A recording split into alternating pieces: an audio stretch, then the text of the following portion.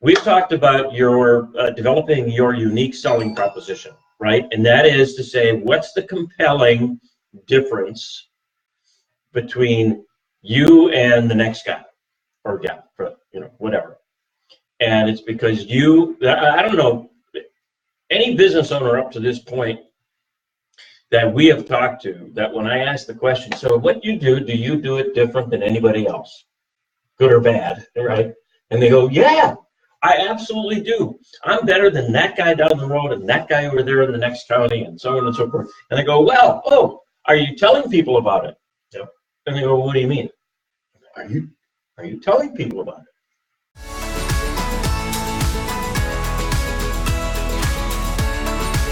When you engage a prospect for the first, second, even third time for that matter, don't feel like the old days that your job is to close. Yeah, eventually your job is to close, but you have to actually get the prospect to close for you by engaging them emotionally in their issue. And so there's the Jedi mind trick thing. These are not the droids you're looking for. This is the coach you're looking for. Well, it was very interesting. So I took someone through our process the other day, and she said, "Oh my gosh, that really works." She says to me, "Do you close everybody?" I go, "No." And she 98%. I said, No. If I had a 98% conversion rate, then I'd say my target market is way too narrow. I have to go out and take more chances. And so that's also increase your prices as well. That was a trick we learned back in the days of selling to consumers. If you're closing 98% of your sales, your prices are too low. Well, we'll talk pricing strategy another time, but I'm glad you brought that up. We have talked about developing your unique selling proposition, and that again is it can start out to be a full page of what makes you unique, but then we have to take it down to a single statement, because that's the only thing people are going to remember. They're not going to remember this page. You can put all that stuff and break that stuff up and put it on your website, in white papers, in any other publication you want, but your unique selling proposition needs to be this big.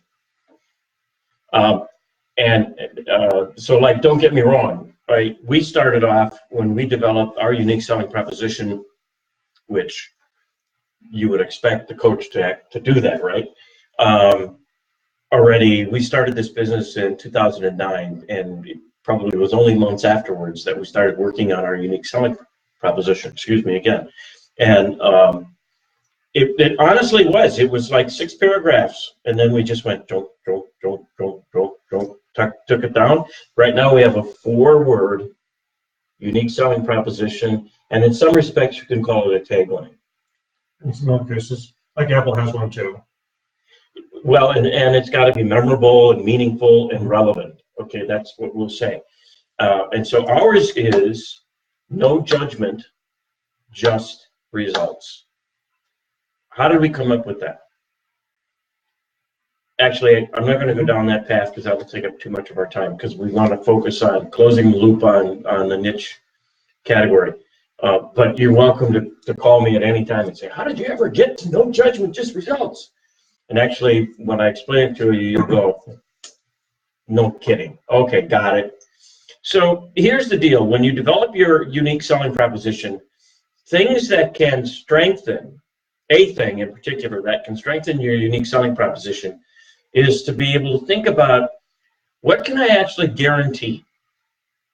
What can I guarantee to my target market that when they do business, well, let's say with you folks, when they do business with you, they can expect this, or like if they don't get it, you will do something as a consequence or as a compensation to them. Because somewhere along the line, we missed the target.